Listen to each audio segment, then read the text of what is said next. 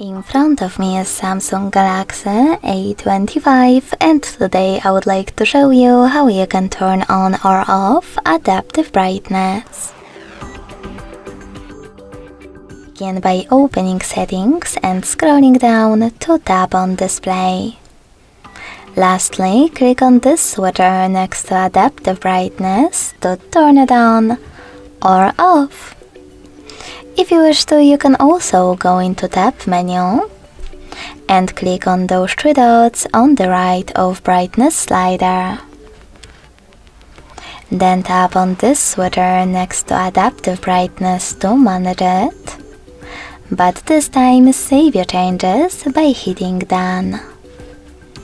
Thanks so much for watching. If you enjoyed this video, leave a like, comment and subscribe. Bye!